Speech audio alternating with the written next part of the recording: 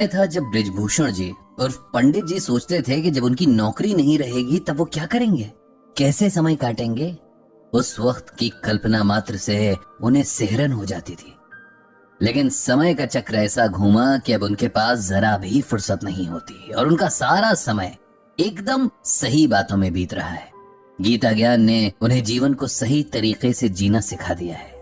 आपसी रिश्तों से लेकर समाज के जटिल संबंधों तक को देखने का, संभालने का नया नजरिया दिया है।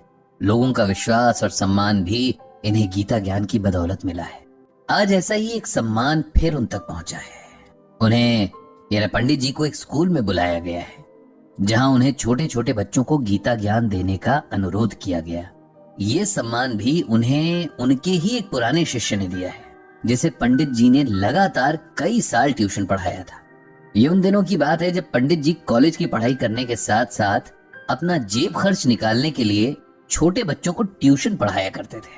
उन्हीं बच्चों में सुनील भी एक था जो एक बहुत छोटी कक्षा से ही पंडित जी के पास ट्यूशन पढ़ने आने लगा था और हाई स्कूल तक लगातार उनसे ही पढ़ता रहा। पंडित जी को सारे बच्चों में सुनील सबसे ज्यादा प्यारा था क्योंकि वो बहुत शांत और सौम्य बच्चा था।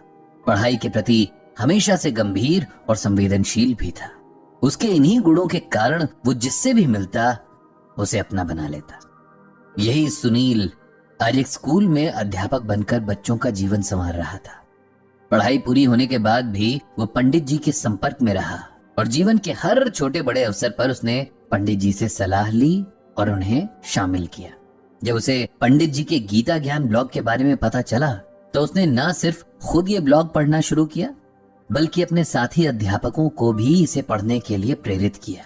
और आज वो पंडित जी के घर आया था उन्हें आमंत्रण देने के लिए कि वे अपने गीता ज्ञान से उसके स्कूल के बच्चों को भी कुछ सिखाएं ताकि जीवन की नींव डालने वाले इन सालों में उन्हें कुछ ऐसा सीखने को मिले जिससे उनके सफल जीवन की इमारत तैयार हो सके। तय समय पर पंडित जी की कक्षा के लिए व्यवस्था की गई। एक बड़े से हॉल में बच्चे बैठे, कुछ बहुत छोटे थे तो कुछ थोड़ा बड़े। उन्हें देखते हुए पंडित जी ने सोचा कि मैं इन्हें क्या समझाऊं, ये तो अभी स्वयं गीतामय होकर जी रहे हैं। चलिए लेकिन अब जब आया हूं तो कुछ तो बोलना ही होगा। पंडित जी ने यही सोचकर माइक लिया और बोलना शुरू किया। प्यारे बच्चों, मेरा नाम ब्रिजभूषण है, लेकिन मेरा एक प्यार का नाम भी है। जैसे आप सबका होगा, कोई रिंकी, कोई पिंकी, कोई चुनमुन तो कोई रुनझुन। ऐसे ही प्यार से सब लोग मुझे पंडित जी बुलाते हैं। क्या बुलाते हैं? पंडित जी। सभी बच्चों ने एक स्वर में जवाब दिया। आज मैं आपके साथ कुछ बातें शेयर करने आया हूं, बातें जो भगवान श्री कृष्ण ने हमें बताई हैं। आप लोग जानते हैं कि भगवान श्री कृष्ण कौन हैं? जी, भगवान श्री कृष्ण जो बंसी बजाते हैं, माखन खाते हैं। एक बच्चा बोला। बिल्कुल ठीक। इसके अलावा और क्या करते हैं भगवान श्री कृष्ण? राक्षसों को मारते हैं, जो गलत काम करते हैं उन्हें पनिशमेंट देते हैं। एक और प्यारा सा बच्चा बोला। हाँ, बिल्कुल ठीक। पंडित जी खुश होकर बोले। तो प्यारे बच्चों, आज उन्हीं भगवान श्री कृष्ण की कही कुछ बातें बताऊंगा, आप ध्यान से सुनना। ओके? सारे बच्चे एक साथ बोले, ओके पंडित जी। बच्चों, मैं आपको एक श्लोक सुनाऊंगा। जैसे हिंदी में कविता होती है ना, इंग्लिश में जिसे पोम कहते हैं, वैसे ही संस्कृत भाषा में श्लोक होता है। तो मैं आपको एक श्लोक सुनाऊंगा और उसका मतलब भी बतलाऊंगा। तो पहले श्लोक सुनिए। ध्यायतो विषयान् पुंसः संगात् संजायते कामः कामात् क्रोधो अभिजायते। इसका मतलब ये है कि वस्तुओं के प्रति अधिक लगाव होना भी व्यक्ति की असफलता का कारण बनता है। इसीलिए व्यक्ति को चाहिए कि वो खुद को हर तरह के लगाव से दूर रखे, क्योंकि वस्तुओं के लगाव से हर पल एक इच्छा जन्म लेती है जिसकी पूर्ति न होने पर व्यक्ति क्रोध और दुख का भागी बन जाता है, जिसके चलते सफलता के मार्ग में बाधाएं उत्पन्न होने लगती हैं। समझे बच्चों?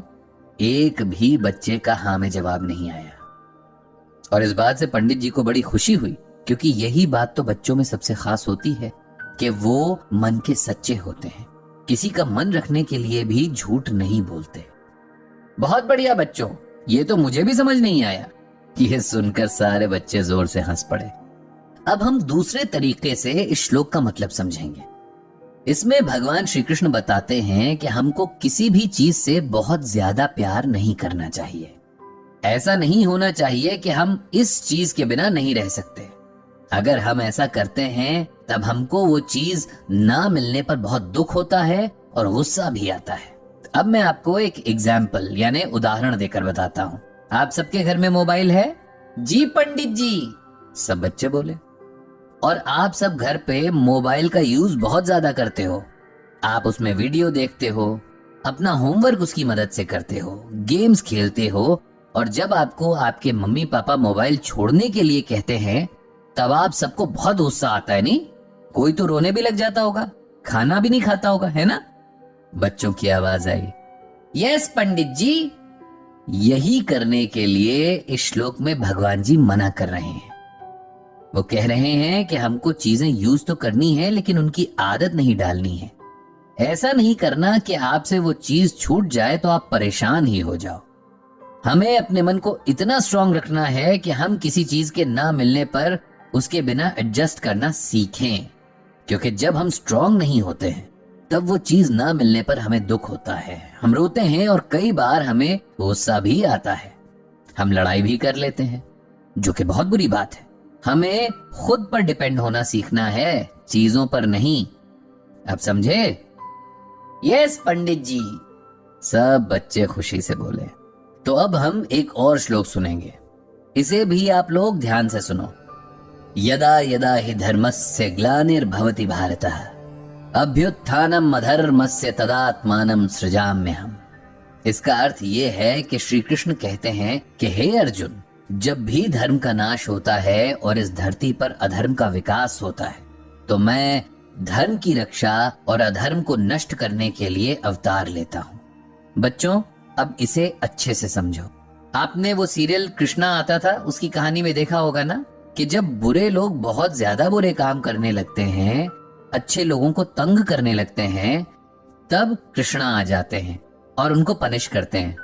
हम सब सोचते हैं कि जब हम कुछ भी गलत काम करते हैं तो कोई हमें नहीं देख रहा होता, लेकिन ऐसा नहीं है।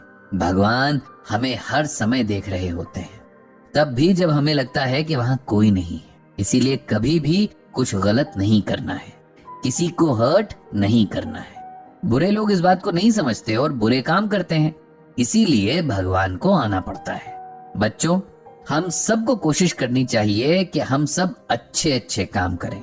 आप लोगों को चाहिए कि आप अच्छी बातें सीखें, अच्छा पढ़ें, सबसे प्यार से बोलें और किसी को दुख ना दें। यही आपके लिए धर्म है। जो धर्म के हिसाब से काम करते हैं, भगवान उनसे बहुत खुश होते हैं। जो नहीं करते, उनसे गुस्सा होते हैं। समझे? यस पंडित जी, बच्चे एक स्वर में फिर से बोले। इस तरह बच्चों के साथ पंडित जी ने बहुत सारी गीता ज्ञान की बातें की और उन्हें इसमें बहुत मजा आया। बच्चे भी बहुत खुश दिख रहे थे। दोबारा फिर आने के वायदे के साथ पंडित जी ने वहां से विदा ली। उन्होंने भगवान श्री कृष्ण से प्रार्थना की कि दुनिया के सभी बच्चों पर अपनी कृपा रखें। इनकी वजह से संसार में जो थोड़ी मासूमियत बची है, हमेशा बची रहे।